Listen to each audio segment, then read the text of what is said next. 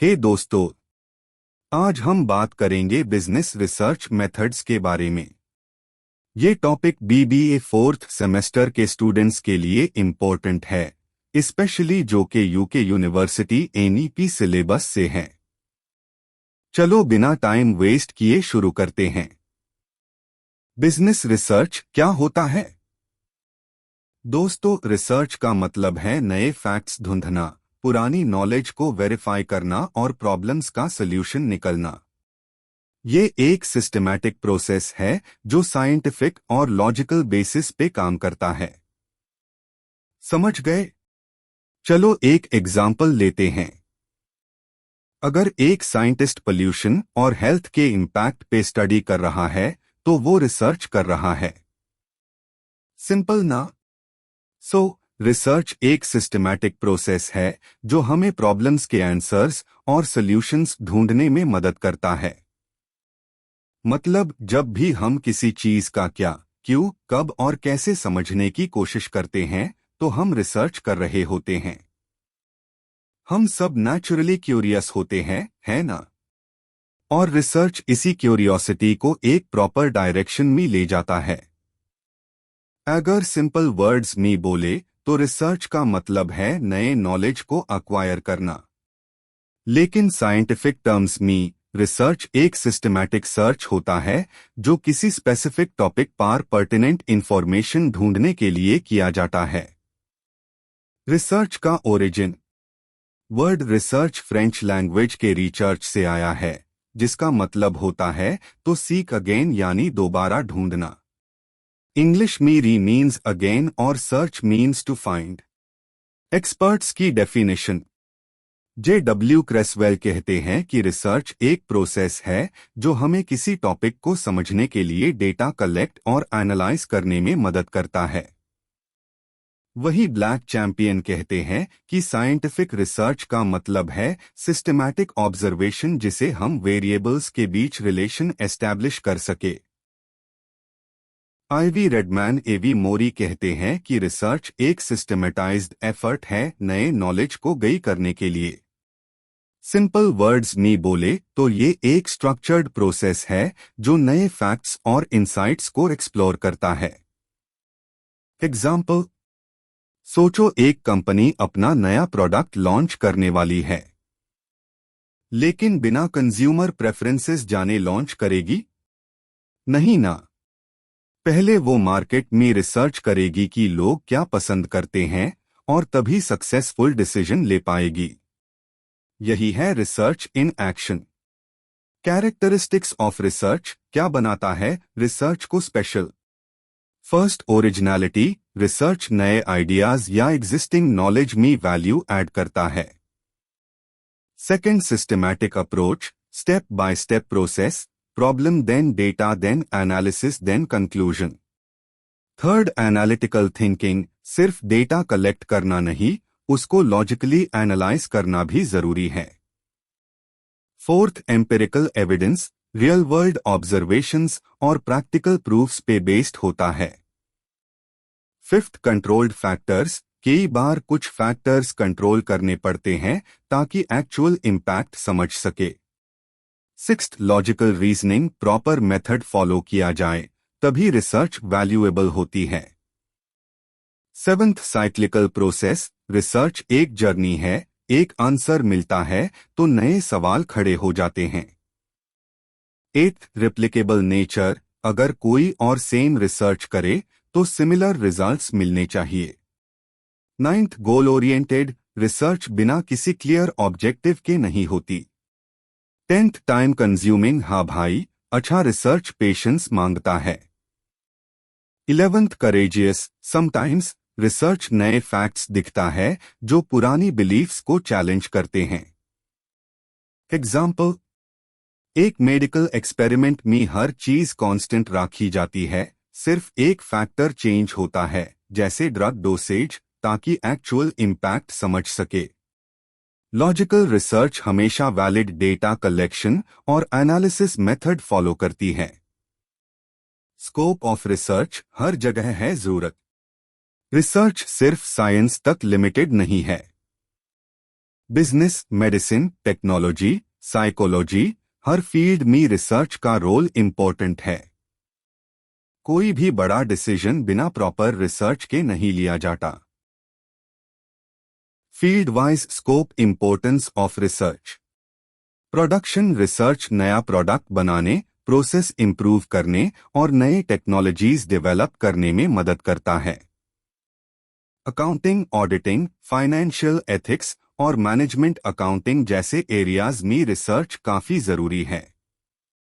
Finance, investment strategies, risk management और financial planning में research से इन्फॉर्म्ड डिसीजंस लिए जा सकते हैं। बिजनेस इकोनॉमिक्स, इकोनॉमिक मॉडल्स का उसे करके बिजनेस चैलेंजेस सॉल्व करने में रिसर्च हेल्प करता है। Management, effective leadership, decision making और बिजनेस स्ट्रैटेजी के लिए रिसर्च मस्ट है। HR M human resource management, employee motivation, recruitment और जॉब सेटिस्फैक्शन पे रिसर्च ऑर्गेनाइजेशंस को इम्प्रूव करने में हेल्प करता है। Marketing, consumer behaviour, pricing strategies और सेल्स टेक्निक्स को समझने के लिए मार्केटिंग रिसर्च किया जाता है।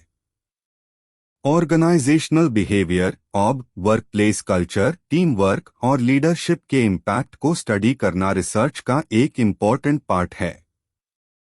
International business, IB, global trade, foreign investments और इकोनॉमिक पॉलिसीज को एनालाइज करने के लिए रिसर्च जरूरी होती है।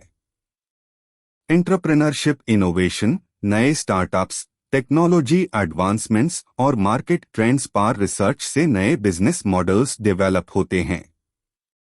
Strategic research, long term business sustainability के लिए स्ट्रैटेजीज डेवलप करने में रिसर्च का बड़ा रोल होता है। Real life examples. Marketing research, जैसे एक कंपनी कस्टमर प्रेफरेंसेस एनालाइज करती है ताकि एडवर्टाइजिंग और प्रमोशंस को इंप्रूव कर सके। फाइनेंस रिसर्च, बैंक्स और investors stock market trends predict करने के लिए रिसर्च करते हैं। पर्पस ऑफ रिसर्च, क्यों किया जाता है रिसर्च? रिसर्च का मेन ऑब्जेक्टिव होता है एक्सप्लोर, डिस्क्राइब और एक्सप्लेन करना। एक्सप्लोरेशन, नए चीजों का पता लगाना। रिसर्च किसी भी टॉपिक को बेटर समझने और नए डायमेंशंस डिस्कवर करने में हेल्प करता है। एग्जाम्पल, अगर एक रिसर्चर नए कस्टमर बिहेवियर ट्रेंड्स ऑब्जर्व करता है बिना किसी कंक्लूजन पे पहुंचने के, तो वो एक्सप्लोरेटोरी रिसर्च कर रहा होता है। डिस्क्रिप्टिव रिसर्च, ये सिर्फ बताता है कि क्या एग्जिस्ट करता है और नए फैक्ट्स अनकवर करता है। एग्जाम्पल, एक कंपनी मार्केट रिसर्च करती है ताकि समझ सके कि लोग नए प्रोडक्ट के बारे में क्या सोच रहे हैं। एक्सप्लेनेटरी रिसर्च, ये एनालाइज करता है कि कोई चीज क्यों हो रही है, यानी कॉज एंड इफेक्ट रिलेशनशिप ढूंढता है। एग्जाम्पल, एक स्टडी करती है कि पैंडेमिक के बाद ऑनलाइन शॉपिंग इतनी तेजी से क्यों बढ़ गई। डिफरेंस समझना जरूरी है। अगर एक रिसर्च ये ढूंढे कि क्रिश्चियन कपल्स का डिवोर्स रेट जूविश कपल्स से ज्यादा है, तो ये डिस्क्रिप्टिव रिसर्च है। अगर ये एनालाइज करे कि ऐसा क्यों हो रहा है, तो ये एक्सप्लेनेटरी रिसर्च होगा। की रिसर्च टर्मिनोलॉजीज, रिसर्च समझने का बेस। 1 की कैप कॉन्सेप्ट, एक ब्रॉड आइडिया या नोशन जो किसी चीज को रिप्रेजेंट करता है। Example, poverty, happiness, market demand. ये एब्स्ट्रैक्ट होता है और रिसर्च का बेस बनाता है। 2 की कैप कंस्ट्रक्ट, जब एक कॉन्सेप्ट रिसर्च के लिए स्पेसिफिकली डिफाइन और मेजर किया जाता है। एग्जाम्पल, जॉब सेटिस्फैक्शन को डिफाइन किया गया है सैलरी, वर्क कल्चर और रिकॉग्निशन के बेसिस पे। ये कॉन्सेप्ट्स से ज्यादा स्पेसिफिक होता है। 3 की कैप वेरिएबल, कोई भी कैरेक्टरिस्टिक जो रिसर्च में चेंज हो सकता है। Example, income level, customer preference, temperature. Types, independent variable जो खुद चेंज होता है, e.g. Education level. Dependent variable जो इंडिपेंडेंट वेरिएबल के चेंज होने से बदलता है, e.g. इनकम। एक्सट्रेनियस वेरिएबल जो स्टडी के रिजल्ट्स पे अनवांटेड इम्पैक्ट डाल सकता है। 4 की कैप एट्रीब्यूट किसी वेरिएबल का एक स्पेसिफिक वैल्यू या कैरेक्टरिस्टिक। एग्जाम्पल, जेंडर वेरिएबल के एट्रीब्यूट्स हो सकते हैं मेल, फीमेल, नॉन बाइनरी। 5 की कैप हाइपोथेसिस एक टेस्टेबल स्टेटमेंट या प्रेडिक्शन जो बताता है कि वेरिएबल्स के बीच क्या रिलेशन हो सकता है। Example, higher education leads to higher income. Hypothesis को टेस्ट किया जाता है और ये एक्सेप्ट या रिजेक्ट हो सकती है। थ्योरी वर्सेस मॉडल, क्या डिफरेंस है? फर्स्ट, थ्योरी ये एक सिस्टमैटिक एक्सप्लेनेशन होती है जो रिसर्च और एविडेंस पे बेस्ड होती है। ये बताता है कि कोई फेनोमेनन कैसे काम करता है। Example, Maslow's hierarchy of needs या थ्योरी ऑफ रिलेटिविटी दोनों साइंटिफिक और सोशल रिसर्च में बहुत इंपॉर्टेंट थ्योरीज है। थ्योरी का बेस रिपीटेड स्टडीज पे होता है और ये फ्यूचर रिसर्च के लिए डायरेक्शन देती है। सेकंड, मॉडल एक सिंप्लीफाइड रिप्रेजेंटेशन जो रियल वर्ल्ड रिलेशनशिप्स को एक्सप्लेन करता है। एग्जाम्पल, इकोनॉमिक्स का सप्लाई डिमांड मॉडल जो बताता है कि प्राइस और क्वांटिटी का रिलेशन कैसे काम करता है। मॉडल एक थ्योरी का विजुअल या मैथमेटिकल फॉर्म हो सकता है। डेटा रिसर्च का फ्यूल। डेटा वही होता है जो रिसर्चर कलेक्ट करता है ताकि एनालिसिस और कंक्लूजन्स ड्रॉ किए जा सके। Example, survey responses, interview transcripts, stock market numbers. Data दो तरह का हो सकता है, क्वालिटेटिव, डिस्क्रिप्टिव जैसे लोगों के ओपिनियंस या इंटरव्यू रिस्पॉन्सेस। क्वांटिटेटिव, न्यूमेरिकल जैसे सेल्स नंबर्स या age groups. Population versus sample, किसको स्टडी किया जाए? थर्ड, पॉपुलेशन पूरा ग्रुप जिसको रिसर्चर स्टडी करना चाहता है। एग्जाम्पल, अगर एक स्टडी यूनिवर्सिटी के सभी स्टूडेंट्स पे हो रही है तो पूरी यूनिवर्सिटी का स्टूडेंट बॉडी पॉपुलेशन होगा। फोर्थ, सैंपल जैब रिसर्चर पॉपुलेशन का एक छोटा पार्ट स्टडी करता है। एग्जाम्पल, अगर एक रिसर्च में 500 स्टूडेंट्स का डेटा कलेक्ट किया गया है तो ये सैंपल होगा। सैंपल रिप्रेजेंटेटिव होना चाहिए ताकि उसके रिजल्ट्स पूरी पॉपुलेशन पे अप्लाई हो सके। वेरिएबल्स इन रिसर्च, रिसर्च की बिल्डिंग ब्लॉक्स। वेरिएबल्स वो मेजरेबल कैरेक्टरिस्टिक्स होते हैं जो रिसर्च में चेंज हो सकते हैं। फर्स्ट, इंडिपेंडेंट वेरिएबल रिसर्चर के कंट्रोल में होता है। एग्जाम्पल, रेनफॉल एक इंडिपेंडेंट वेरिएबल है अगर हम स्टडी करें कि रेनफॉल व्हीट प्रोडक्शन पे क्या असर डालती है। सेकंड, डिपेंडेंट वेरिएबल ये रिसर्चर मेजर करता है और ये इंडिपेंडेंट वेरिएबल के चेंज होने से बदलता है। एग्जाम्पल, व्हीट प्रोडक्शन क्योंकि ये रेनफॉल के बेसिस पे चेंज होगा। थर्ड, एक्सट्रेनियस वेरिएबल ये डिपेंडेंट वेरिएबल को अफेक्ट कर सकता है पर ये स्टडी का मेन फोकस नहीं होता।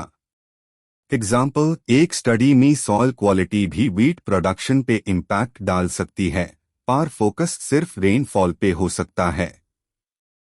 फोर्थ, कॉन्फाउंडिंग वेरिएबल ये इंडिपेंडेंट वेरिएबल के साथ सिस्टमैटिकली वेरी करता है और डिपेंडेंट वेरिएबल को भी इम्पैक्ट करता है।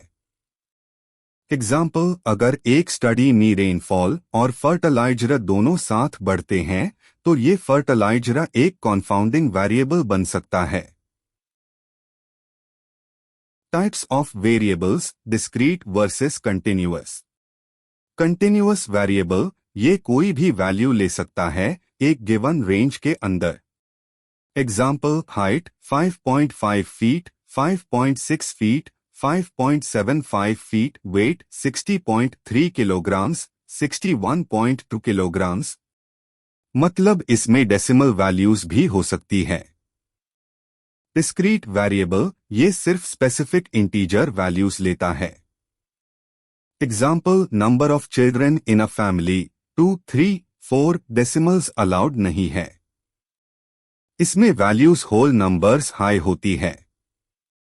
यूनिट्स ऑफ रिसर्च एनालिसिस, किस लेवल पे रिसर्च की जाए। रिसर्च सिर्फ इंडिविजुअल्स पे नहीं होती बल्कि डिफरेंट लेवल्स पे की जा सकती है। चलिए देखें। 1 की कैप इंडिविजुअल्स, जैब रिसर्च एक सिंगल पर्सन के बिहेवियर, ओपिनियन या हैबिट पे फोकस करती है। एग्जाम्पल, कस्टमर बाइंग हैबिट्स या एम्प्लॉई जॉब सेटिस्फैक्शन। बिजनेस और सोशल साइंसेस में ये सबसे कॉमन होता है। 2 की कैप ग्रुप्स, जैब स्टडी एक ग्रुप का बिहेवियर समझने के लिए की जाती है। एग्जाम्पल, टीम वर्क एफिशिएंसी इन ऑफिसेज या family decision making patterns. Focus individual पे नहीं बल्कि पूरी टीम या फैमिली पे होता है।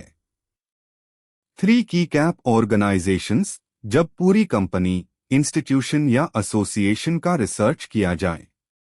एग्जाम्पल, एक मल्टीनेशनल कंपनी की कल्चर और पॉलिसीज का एनालिसिस। मैनेजमेंट और कॉरपोरेट रिसर्च में कॉमन है। 4 की कैप सोशल इंटरैक्शंस, जब लॉग ऑन के बीच की कम्युनिकेशन और रिलेशनशिप्स पे फोकस हो। एग्जाम्पल, स्टूडेंट्स का ऑनलाइन लर्निंग एनवायरनमेंट में इंटरैक्शन कैसे होता है। ये सोशियोलॉजी और बिहेवियरल स्टडीज में इंपॉर्टेंट है। 5 की कैप आर्टिफैक्ट्स डॉक्यूमेंट्स, जब रिसर्च लिविंग बीइंग्स पे नहीं बल्कि हिस्टोरिकल रिकॉर्ड्स, टूल्स या डॉक्यूमेंट्स पे होती है। एग्जाम्पल, एंशिएंट मैन्युस्क्रिप्ट्स का एनालिसिस ताकि हिस्टोरिकल ट्रेंड्स समझे जा सके। ये हिस्टोरिकल और कंटेंट एनालिसिस रिसर्च में आता है। Characteristics of a good research, अच्छा रिसर्च कैसा होता है। 1 key cap well defined research problem, पहली और सबसे जरूरी बात, रिसर्च प्रॉब्लम क्लियर और स्पेसिफिक होनी चाहिए। Example, how does social media affect students academic performance. अगर प्रॉब्लम वेग होगी तो रिसर्च भी वीक होगी। गुड रिसर्च के कैरेक्टरिस्टिक्स की, अगर आप चाहते हैं कि आपका रिसर्च इम्पैक्टफुल हो तो इन पॉइंट्स को जरूर ध्यान में रखें। First, grounded in theory, theory का बेस जरूरी है। एक अच्छा रिसर्च हमेशा किसी ना किसी एग्जिस्टिंग थ्योरी से कनेक्टेड होता है। एग्जाम्पल, अगर आप एम्प्लॉई मोटिवेशन पे स्टडी कर रहे हैं तो Maslow's hierarchy of needs theory का उसे कर सकते हैं। Second, feasibility of research problem, practical और अचीवेबल होना चाहिए। रिसर्च काफी बड़ा भी हो सकता है पर उसको प्रैक्टिकल और रिसोर्स फ्रेंडली बनाना जरूरी है। एग्जाम्पल, अगर आप क्लाइमेट चेंज पे रिसर्च कर रहे हैं तो आपको ऐसे रीजन का चुनाव करना चाहिए जहां आपको डेटा इजीली अवेलेबल हो। थर्ड, अप्रोप्रिएट रिसर्च मेथडोलॉजी, सही तरीका चुनिए। रिसर्च का ऑब्जेक्टिव क्लियर होना चाहिए और उसके बेसिस पे मेथड चूज करनी चाहिए। एग्जाम्पल, लार्ज स्केल डेटा के लिए सर्वेज और डीप इंसाइट्स के लिए इंटरव्यूज बेस्ट होते हैं। फोर्थ, एडिक्वेट लिटरेचर रिव्यू, पिछले रिसर्च का एनालिसिस जरूरी है। नया रिसर्च शुरू करने से पहले एग्जिस्टिंग स्टडीज का रिव्यू करना बहुत इंपॉर्टेंट है। एग्जाम्पल, 10+ रिसर्च पेपर्स एनालाइज करने के बाद हाइपोथेसिस बनाना स्ट्रॉन्ग रिसर्च का साइन है। Fifth, suitable sampling procedure, representative sample जरूरी है। सैंपल ऐसा हो जो पूरी पॉपुलेशन का प्रॉपर रिप्रेजेंटेशन दे सके। एग्जाम्पल, अगर आप एक सर्वे कर रहे हैं तो रैंडम सैम्पलिंग बेटर है, बियास्ड सिलेक्शन नहीं। Sixth, correct analytical procedures, data analysis का सही तरीका। रिसर्च के रिजल्ट्स तभी रिलायबल होंगे जब आप साइंटिफिक टूल्स का उसे करेंगे। एग्जाम्पल, एसपीएसएस जैसे स्टैटिस्टिकल टूल्स का उसे करना बेटर है instead of manual calculations. Seventh, clarity of research findings, findings clear होनी चाहिए। रिसर्च का रिजल्ट वेग नहीं होना चाहिए, बल्कि प्रॉपर एनालिसिस और जस्टिफिकेशन के साथ प्रेजेंट होना चाहिए। एग्जाम्पल, सिर्फ कंक्लूजन्स लिखने से बेटर है कि ग्राफ्स और टेबल्स का उसे किया जाए। 8. नॉवेल्टी, रिसर्च में कुछ नया होना चाहिए। रिसर्च का ऑब्जेक्टिव सिर्फ एग्जिस्टिंग नॉलेज रिपीट करना नहीं, बल्कि नया पर्सपेक्टिव देना भी होना चाहिए। एग्जाम्पल, कंज्यूमर बिहेवियर को एनालाइज करके एक नए मार्केटिंग स्ट्रैटेजी का सजेशन देना। 9th, एथिकल स्टैंडर्ड्स, ऑनेस्टी और कॉन्फिडेंशियलिटी जरूरी। रिसर्च हमेशा एथिकल गाइडलाइंस फॉलो करे। डेटा मैनिपुलेशन या बायस नहीं होना चाहिए। एग्जाम्पल, सर्वे रिस्पॉन्सेज अनोनिमस रखना ताकि पार्टिसिपेंट्स की प्राइवेसी मेंटेन हो। 10th, रिलायबिलिटी, रिसर्च रिपीटेबल होना चाहिए। अगर वही रिसर्च सेम कंडीशंस में दोबारा की जाए तो सिमिलर रिजल्ट्स मिलने चाहिए। एग्जाम्पल, एक scientific experiment same steps follow करने पर सेम आउटपुट दे, तभी वो रिलायबल माना जाता है। बिजनेस रिसर्च की मैनेजरियल वैल्यू। क्या रिसर्च सिर्फ पढ़ाई के लिए होता है? बिल्कुल नहीं। ये बिजनेस डिसीजंस लेने में भी बहुत मदद करता है। 1. Informed decision making, data based फैसले लेना। रिसर्च के बिना डिसीजंस सिर्फ इंट्यूएशन पे बेस्ड होते हैं, जो रिस्की हो सकता है। एग्जाम्पल, एक कंपनी मार्केट रिसर्च करती है नए प्रोडक्ट लॉन्च से पहले। 2. अंडरस्टैंडिंग कस्टमर नीड्स, कस्टमर्स क्या चाहते हैं।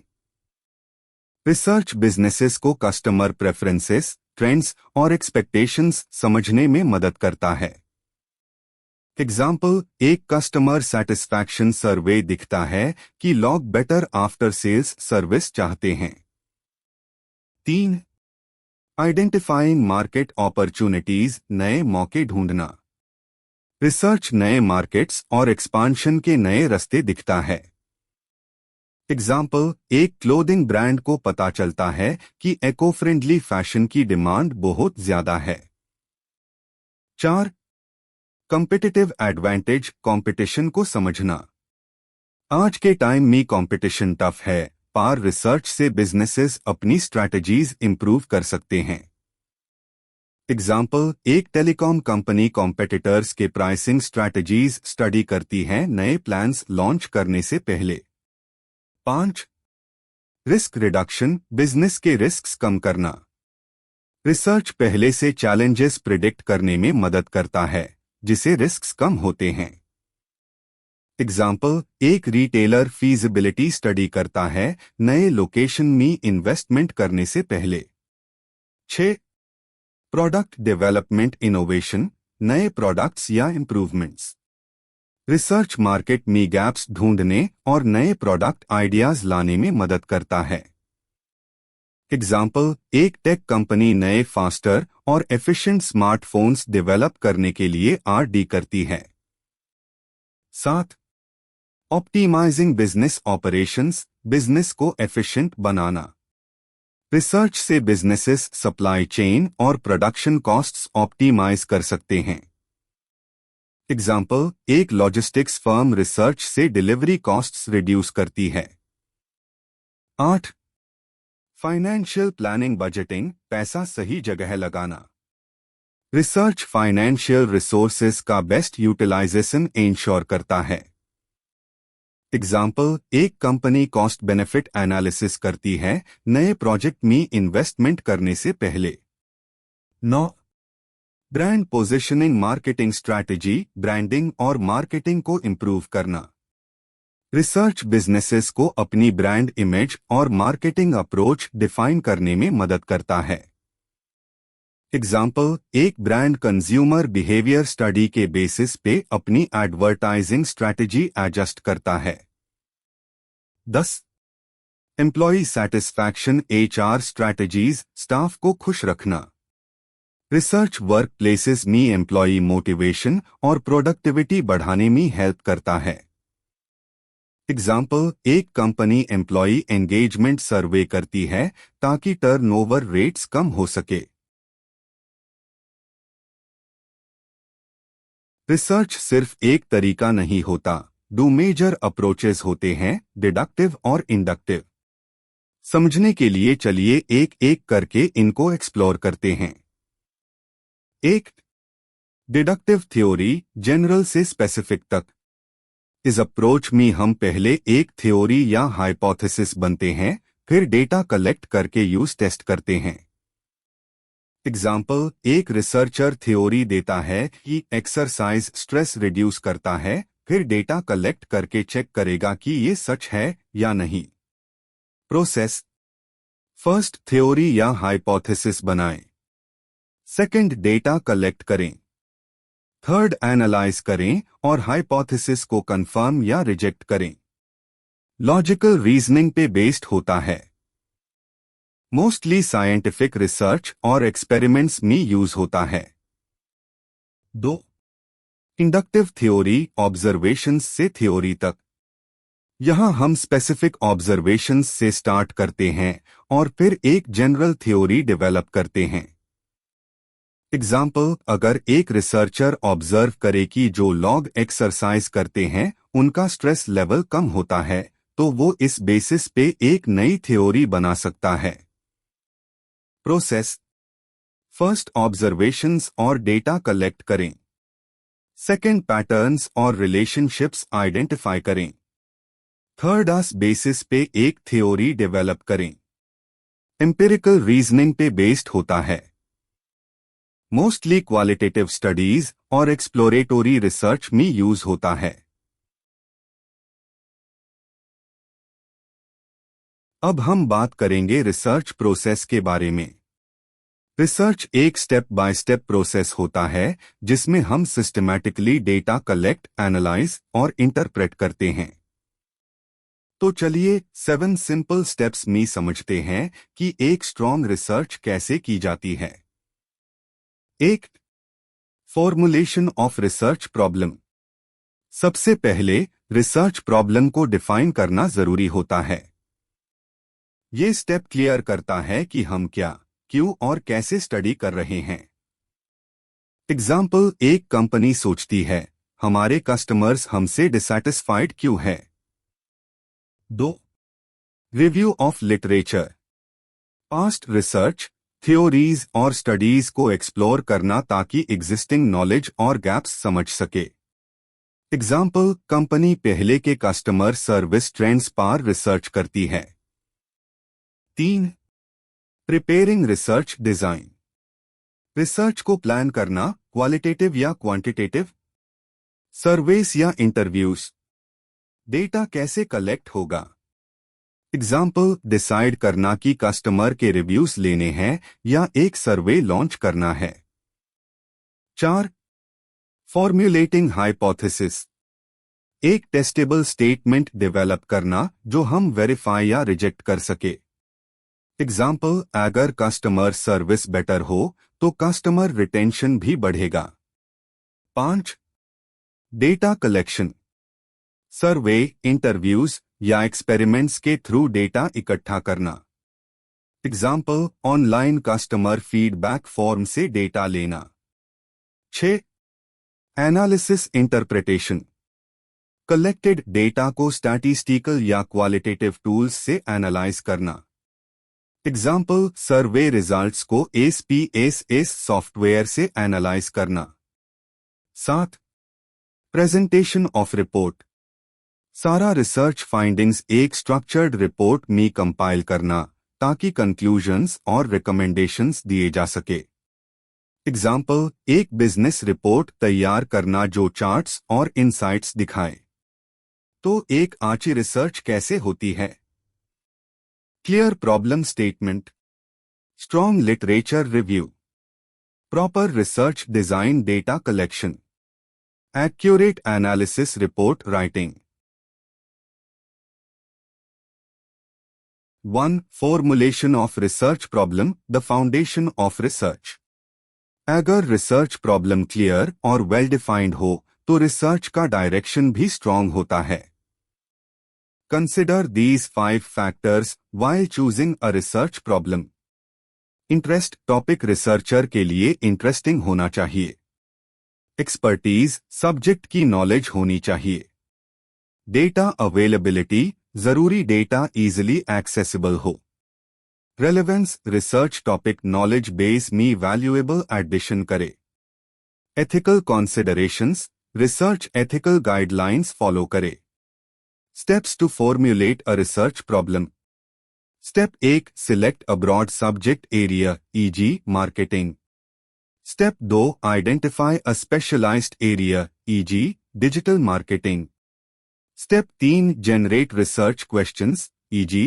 how does social media affect consumer behavior? Step 4, set clear research objectives, e.g. analyze the impact of Instagram ads on sales. Step 5, assess feasibility, time, resources और expertise check करना। Step 6, define key terms, research में ambiguity avoid करने के लिए। 2. Review of literature, the research backbone. Literature review existing research को analyze करने का process है, जिसे हम अपनी स्टडी का strong base बना सके। Objectives of literature review. Existing research को समझना, पिछले स्टडीज क्या कह रही है। रिसर्च गैप्स आइडेंटिफाई करना, क्या मिसिंग है जिसे हम कवर कर सकते हैं। थियोरेटिकल फ्रेमवर्क डेवलप करना, रिसर्च के कॉन्सेप्ट्स मॉडल्स एस्टैब्लिश करना। ड्यूप्लिकेशन अवॉइड करना, सेम रिसर्च फिर से ना हो। रिसर्च क्वेश्चंस रिफाइन करना, स्टडी को और प्रेसाइज बनाना। एग्जाम्पल, अगर हम इंस्टाग्राम एड्स का इम्पैक्ट स्टडी कर रहे हैं तो पहले ये चेक करना जरूरी है कि पहले किस तरह का रिसर्च हो चुका है और क्या मिसिंग है जो हम ऐड कर सकते हैं। 1. Types of literature review. Her research के लिए लिटरेचर रिव्यू एक सॉलिड बेस प्रोवाइड करता है। बट क्या आप जानते हैं कि लिटरेचर रिव्यू के अलग अलग टाइप्स होते हैं? Let's explore. 1. आर्ग्यूमेंटेटिव रिव्यू, एक व्यू पॉइंट को सपोर्ट रिफ्यूट करना। एग्जाम्पल, क्या सोशल मीडिया मेंटल हेल्थ के लिए हार्मफुल है या beneficial? 2. Integrative review, existing knowledge को सिंथेसाइज करना। Example, customer feedback trends across different industries का comparison. 3. Systematic review, all relevant studies को कलेक्ट इवैल्यूएट करना। एग्जाम्पल, ई कॉमर्स में कंज्यूमर बिहेवियर के सारे स्टडीज एनालाइज करना। 4. मेटा रिव्यू, मल्टीपल स्टडीज के रिजल्ट्स को कंबाइन करना। एग्जाम्पल, ब्रांड लॉयल्टी के ऊपर जितने भी रिसर्च है उनका statistical analysis. 5. Historical review, ideas का एवोल्यूशन समझना। एग्जाम्पल, ट्रेडिशनल मार्केटिंग से डिजिटल मार्केटिंग तक स्ट्रैटेजीज का transition. 2. Preparing research design. Research design एक ब्लूप्रिंट है जो बताता है कि डेटा कलेक्ट, एनालाइज और इंटरप्रेट कैसे किया जाएगा। की aspects of research design. Data collection का मेथड क्या होगा? कौन से इंस्ट्रूमेंट्स यूज होंगे? कौन सा सैंपलिंग मेथड अप्लाई होगा? Types of research design. Exploratory research design, new ideas discover करना। एग्जाम्पल, एआई ड्रिवन सर्विसेज पर लॉग ऑन का परसेप्शन क्या है? डिस्क्रिप्टिव रिसर्च डिजाइन, एक पॉपुलेशन या फेनोमेनन की कैरेक्टरिस्टिक्स एक्सप्लेन करना। एग्जाम्पल, कस्टमर सेटिस्फैक्शन को डेमोग्राफिक्स के बेसिस पे एनालाइज करना। 1. Causal research design, cause and effect relationship समझना। जब हमें ये समझना हो कि एक फैक्टर दूसरे को कैसे अफेक्ट करता है, तब हम कॉजल रिसर्च डिजाइन का यूज करते हैं।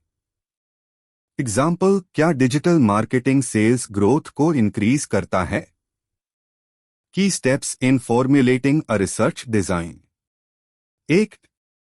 डिफाइन रिसर्च ऑब्जेक्टिव्स, स्टडी का गोल क्या है? 2. आइडेंटिफाई द स्कोप, क्या इंक्लूड एक्सक्लूड होगा।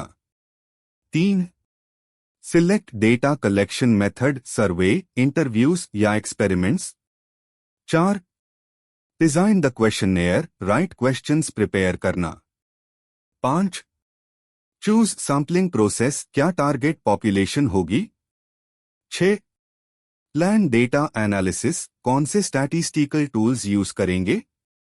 7. सेट टाइमलाइन बजट, कितना टाइम और रिसोर्सेज लगेंगे। 8. एस्टैब्लिश वर्कफ्लो, किस टीम मेंबर का क्या रोल होगा। 9. Prepare research proposal, final approval के लिए एक structured document. 2. Formulating the hypothesis, a research prediction. Hypothesis एक टेस्टेबल स्टेटमेंट होता है जो वेरिएबल्स के बीच रिलेशन को प्रिडिक्ट करता है। Types of hypothesis.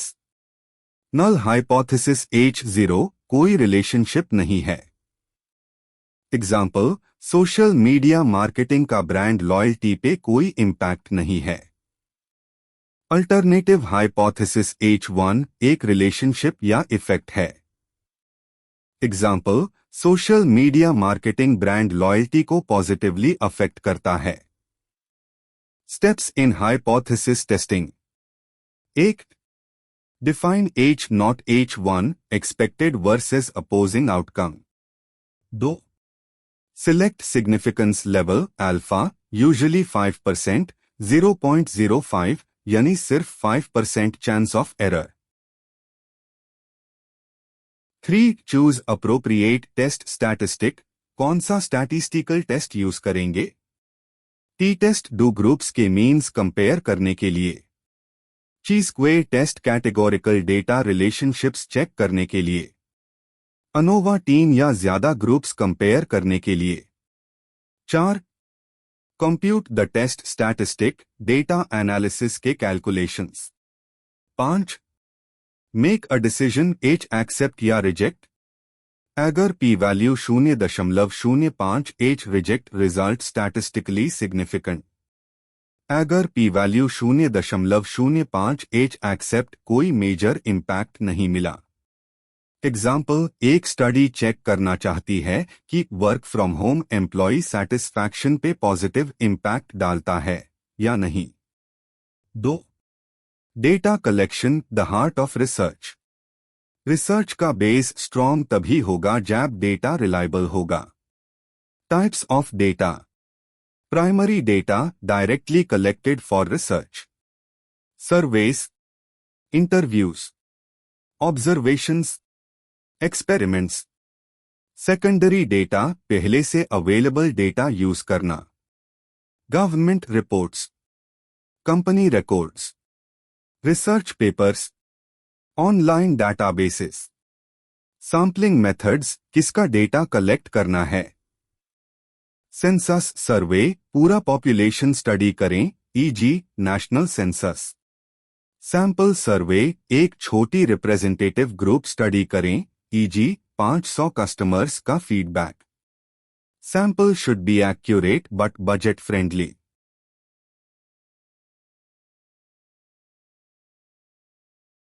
6. Data analysis interpretation, insights को डिकोड करें। डेटा कलेक्ट करने के बाद उससे प्रोसेस करना, समराइज करना और कंक्लूजन्स निकलना होता है। इसका गोल है मीनिंगफुल इनसाइट्स जनरेट करना।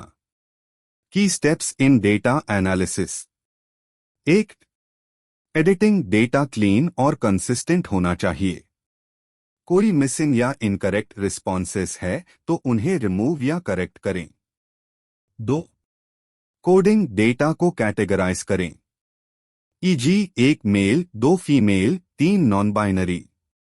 Helps in easy analysis comparison. 3. Tabulation, data को ऑर्गेनाइज करें। टेबल्स, फ्रीक्वेंसी डिस्ट्रीब्यूशंस और स्टैटिस्टिकल समरीज यूज करें। 4.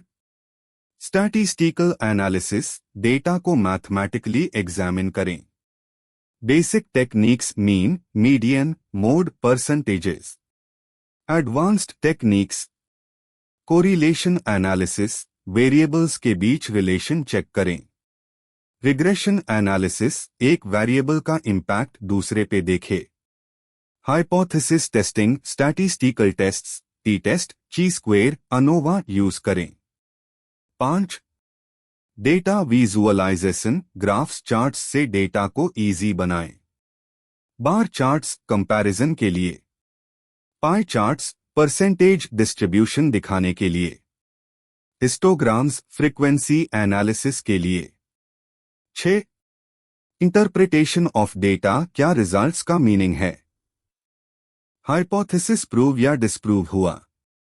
रिसर्च के ऑब्जेक्टिव्स अचीव हुए या नहीं। प्रैक्टिकल रिकमेंडेशंस प्रोवाइड करें। 2. रिसर्च रिपोर्ट प्रेजेंटेशन, फाइंडिंग्स को इफेक्टिवली शेयर करें। एक अच्छा रिसर्च रिपोर्ट कैसा होना चाहिए। Clear, concise, simple language, know unnecessary details. Logical flow, proper structure maintain करें। विजुअल एड्स, चार्ट्स, टेबल्स और ग्राफ्स से रिजल्ट्स इजी बनाएं। एक्शनेबल रिकमेंडेशंस, फाइंडिंग्स के बेसिस पे यूजफुल सजेशंस दे। Key elements of a research report. A well structured research report findings को professionally present करने का बेस्ट वे होता है। Main sections of a research report. 1. Key cap title page, research title, organisation का नाम। 2. Key cap table of contents, sections, graphs और tables का list. 3. Key cap preface, study का short introduction. 4. Key cap statement of objectives, hypothesis, research का गोल और hypothesis define करें। 5. की cap research methodology, methods, data collection, sampling plan explain करें। 6. की cap analysis of data, statistical findings, graphs और tables. 7. की cap interpretation of data, findings का real world meaning बताइए। 8. की cap findings of the study, summary of की results. 9. की cap conclusions, recommendations, actionable suggestions based on data. Appendices, extra info like questionnaires, references, additional tables. Best practices for writing a research report. Simple clear language use करें। Logical flow maintain करें। Graphs और tables के साथ findings को support करें। Be objective और biased analysis avoid करें। Research problem. Introduction. Research problem एक इश्यू, कंसर्न या गैप होता है जो स्टडी के फाउंडेशन का काम करता है। बिना क्लियर प्रॉब्लम के रिसर्च का डायरेक्शन वीक होता है।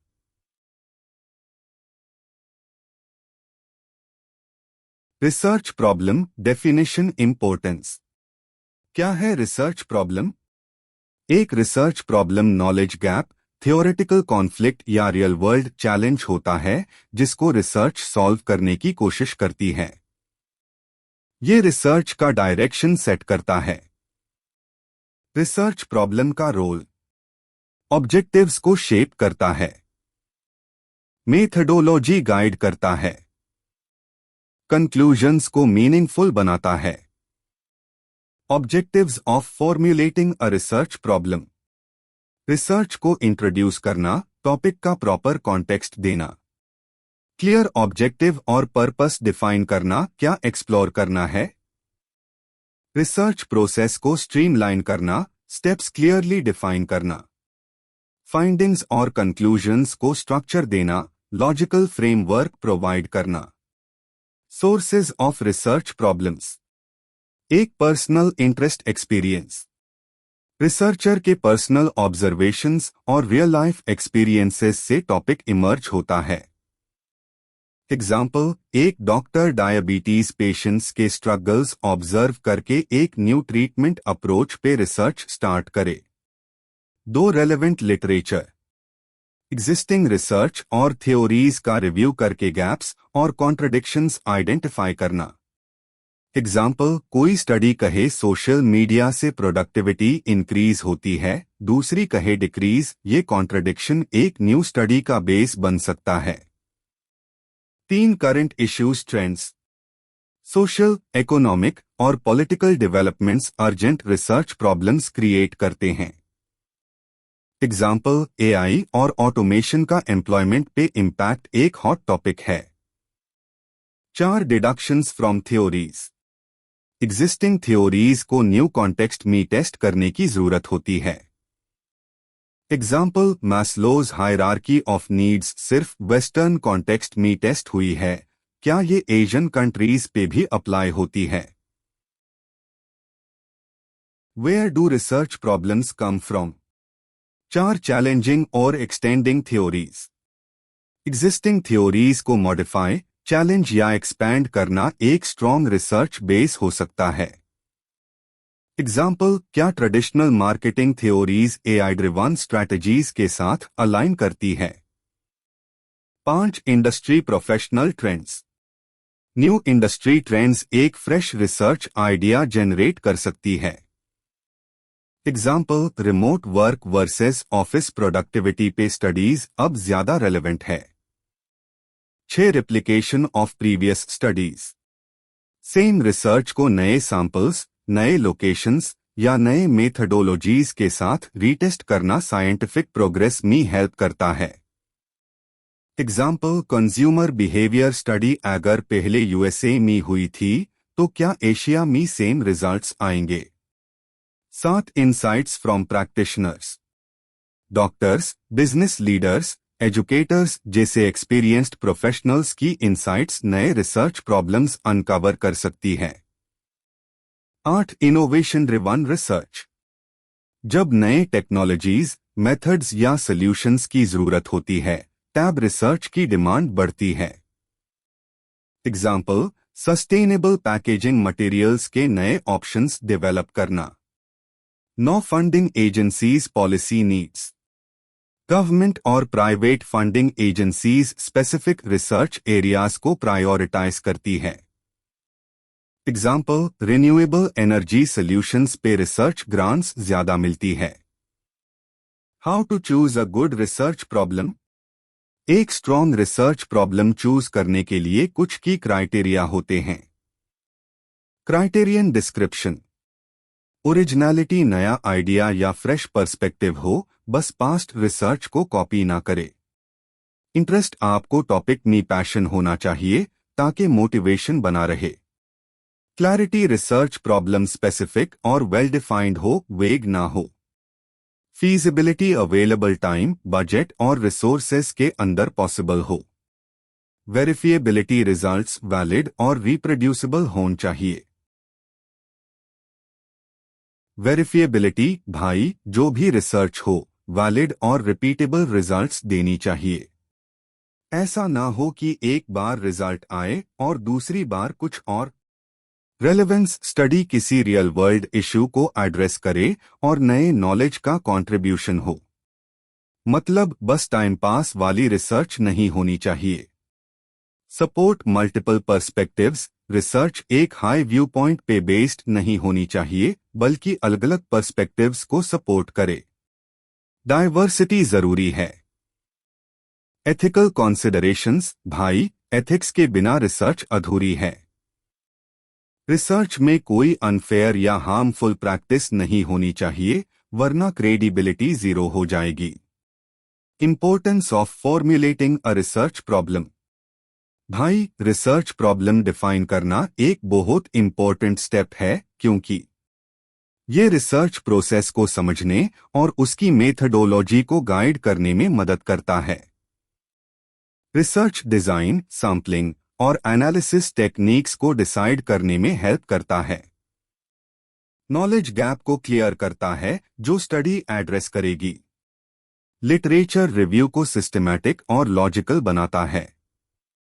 रिसर्च में बायस और सब्जेक्टिविटी को मिनिमाइज करता है। इंपॉर्टेंट वेरिएबल्स और की फोकस एरियाज को हाईलाइट करता है। स्टडी की सिग्निफिकेंस और कंट्रीब्यूशन को एम्फसाइज करता है।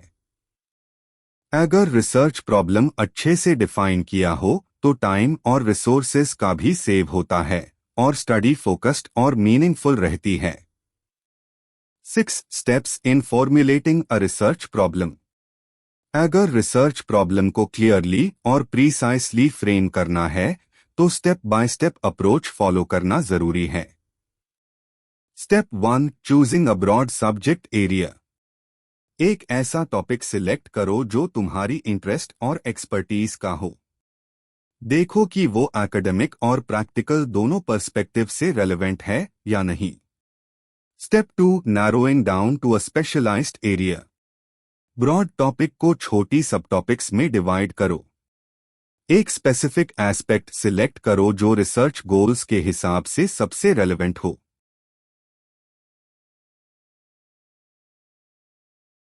Step 3, generating research questions. सबसे पहले सब टॉपिक से रिलेटेड क्वेश्चंस आइडेंटिफाई करो, पर ध्यान रहे ऐसे सवाल ना हो जो इम्पॉसिबल हो आंसर करना।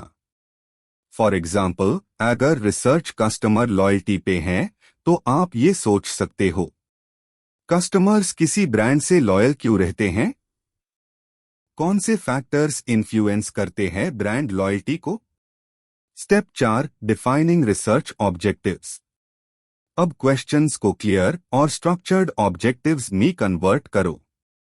ऑब्जेक्टिव्स दो तरीके के हो सकते हैं। जनरल ऑब्जेक्टिव, कस्टमर लॉयल्टी को इम्पैक्ट करने वाले फैक्टर्स को एनालाइज करना। स्पेसिफिक ऑब्जेक्टिव, ब्रांड ट्रस्ट और कस्टमर सैटिस्फैक्शन के बीच रिलेशनशिप चेक करना। Step 5, establishing operational definitions. हर रिसर्च के कुछ कीवर्ड्स और वेरिएबल्स होते हैं, उनका मीनिंग प्रॉपरली डिफाइन करना जरूरी है। जैसे अगर स्टडी कस्टमर सेटिस्फैक्शन पे है तो आपको पहले डिफाइन करना पड़ेगा। कस्टमर सेटिस्फैक्शन का मतलब सिर्फ अच्छी सर्विस है या और भी फैक्टर्स इंक्लूड होते हैं? इसको कैसे मेजर करेंगे? फीडबैक फॉर्म्स, रिव्यूज या repeat purchase behaviour? Step 6, evaluating the research problems potential. अब ये देखना इम्पोर्टेंट है कि रिसर्च का प्रैक्टिकल इम्पैक्ट है या नहीं। क्या ये रिसर्च फील्ड में नया कंट्रीब्यूशन करेगी? क्या ये फीजिबल है या रिसोर्सेस और टाइम कॉन्स्ट्रेंट्स है? Step 7, restating the research problem. Last step, research problem को एक प्रॉपर स्टेटमेंट में फ्रेम करो। ये दो तरीके से लिखी जा सकती है। 1, key cap question for me, क्या कस्टमर सर्विस का इम्पैक्ट ऑनलाइन शॉपिंग बिहेवियर पे पड़ता है? 2, की कैप डिक्लैरेटिव स्टेटमेंट में, ये स्टडी एनालाइज करेगी कि कस्टमर सर्विस का ऑनलाइन शॉपिंग बिहेवियर पर क्या इफेक्ट होता है। कंक्लूजन। और बस ये पूरा प्रोसेस फॉलो करके आप एक स्ट्रॉन्ग रिसर्च प्रॉब्लम डिफाइन कर सकते हो। जब प्रॉब्लम क्लियर और वेल स्ट्रक्चर्ड होती है तो रिसर्च प्रोसेस ऑटोमेटिकली इजी और फोकस्ड हो जाता है। Introduction to research proposal. Research proposal एक शॉर्ट और प्रेसाइज डॉक्यूमेंट होता है जो थीसिस या डिसर्टेशन का समरी देता है। ये एक रोड मैप है जो बताता है कि रिसर्च कैसे कंडक्ट होगी और किस डायरेक्शन में जाएगी। इसमें प्रॉब्लम स्टेटमेंट, ऑब्जेक्टिव्स, मेथडोलॉजी और एक्सपेक्टेड आउटकम्स कवर किए जाते हैं। अगर प्रपोजल स्ट्रॉन्ग है तो रिसर्च प्रोसेस भी स्मूथ होगा। So let's plan it smartly.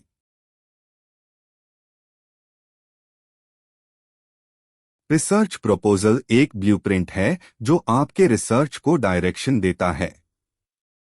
Approval और फंडिंग। जब आपको फंडिंग या अप्रूवल चाहिए, प्रपोजल एसेंशियल होता है। Well planned research. ये आपके रिसर्च को वेल स्ट्रक्चर्ड और फोकस्ड रखता है। Quantitative versus qualitative. Quantitative research के लिए रिजिड प्लान होता है, जबकि क्वालिटेटिव में फ्लेक्सिबिलिटी होती है। Integral part.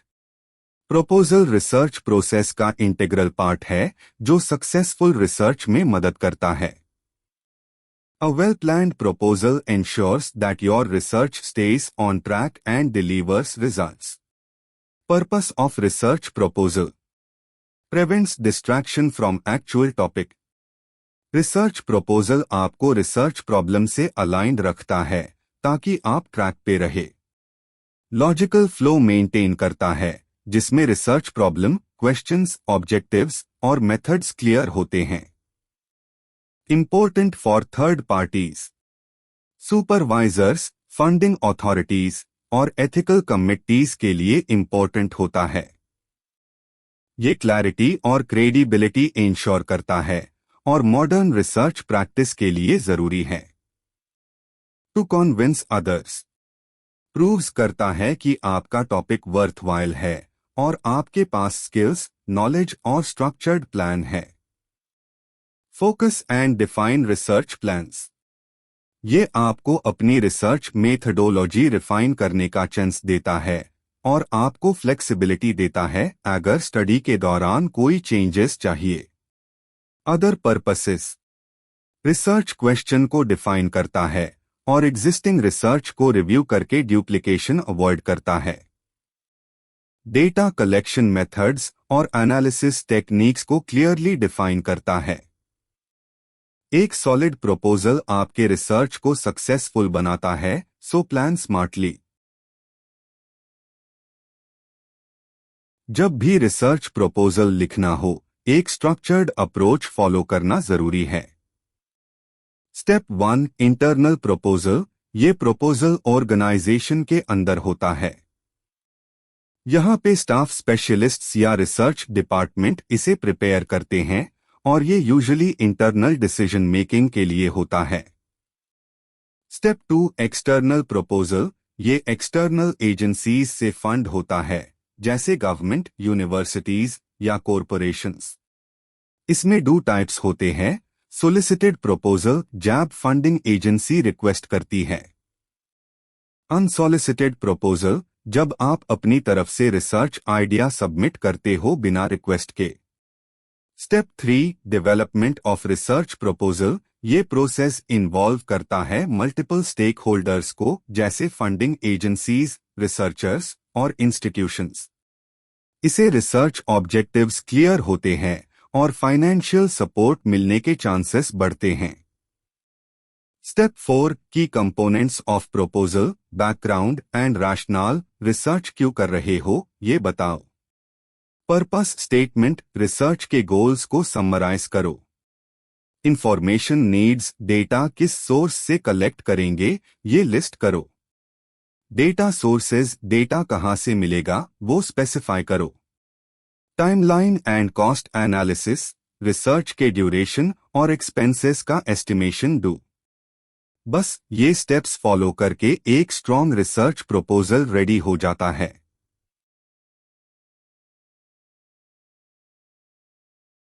Research team credentials includes researcher details, expertise, and affiliations.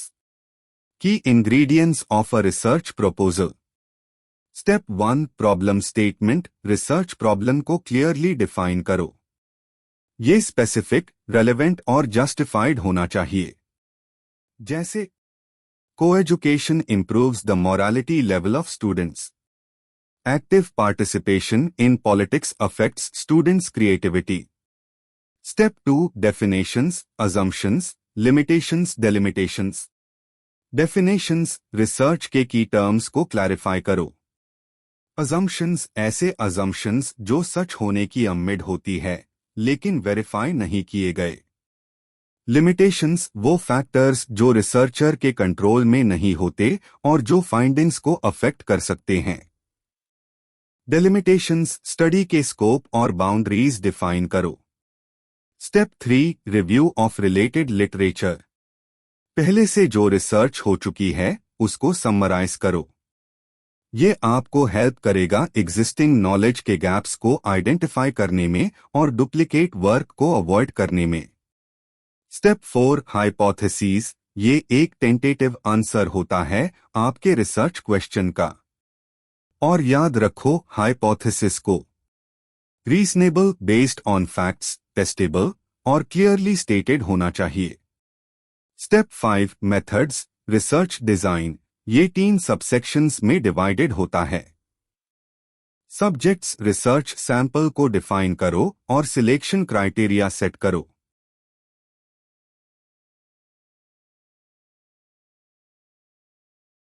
O procedures details how the research will be conducted. O data analysis specifies statistical techniques to be used. Step 6 time schedule. Study को manageable phases में divide करो। हर stage के लिए specific timeline assign करो। ये time और resources को efficiently manage करने में मदद करेगा। Step 7 expected results. स्टडी के पॉसिबल आउटकम्स को प्रिडिक्ट करो। एंटिसिपेटेड फाइंडिंग्स को हाईलाइट करो और अल्टरनेटिव रिजल्ट्स को भी मेंशन करो जो हो सकते हैं। पोटेंशियल चैलेंजेस और डेविएशंस को आइडेंटिफाई करो। Step 8 references. प्रपोजल में जो सोर्सेज यूज किए गए हैं उनको लिस्ट करो। इसे क्रेडिबिलिटी और रिलायबिलिटी एस्टैब्लिश होती है। और हमेशा एक स्टैंडर्ड साइटेशन फॉर्मेट फॉलो करो। Step 9 appendix. एडिशनल मटेरियल्स को इंक्लूड करो जैसे questionnaires, data collection tools, sample instructions for participants. Importance of a research proposal. Researcher को पोटेंशियल चैलेंजेस के लिए प्रिपेयर करता है। डिसीजन मेकर्स को रिसर्च स्कोप समझने में हेल्प करता है। ऑब्जेक्टिव्स डेटा कलेक्शन और एनालिसिस को अलाइन करता है। फंडिंग और एथिकल क्लियरेंस अप्रूवल के चांसेस बढ़ता है। स्टडी के थ्रू आउट रेफरेंस डॉक्यूमेंट के रूप में काम करता है। एक सॉलिड रिसर्च प्रपोजल से आप अपने रिसर्च प्रोसेस को स्ट्रीमलाइन कर सकते हो। अगर आपको ये कंटेंट पसंद आ रहा है तो प्लीज लाइक, शेयर और सब्सक्राइब जरूर करें। हमारी टीम बहुत मेहनत से आपके लिए कंटेंट रिसर्च कर रही है। हर टॉपिक पे मल्टीपल सोर्सेस से डेटा इकट्ठा करके फिर आपके लिए वीडियोस बनती हैं। ये सब हम सिर्फ आपके लिए कर रहे हैं। स्पेशल रिक्वेस्ट, अगर आप हमारी मेहनत को अप्रिशिएट करते हैं तो सब्सक्राइब करके हमारे चैनल को सपोर्ट करें। हम 50 सब्सक्राइबर्स कंप्लीट होने पर आपके रिक्वेस्टेड सारे सब्जेक्ट्स पोस्ट करेंगे। सिर्फ आपका सपोर्ट चाहिए। तो जल्दी से सब्सक्राइब, लाइक और शेयर करें और हमें अपनी फीडबैक देना ना भूलें। Thank you, all the best for your exams.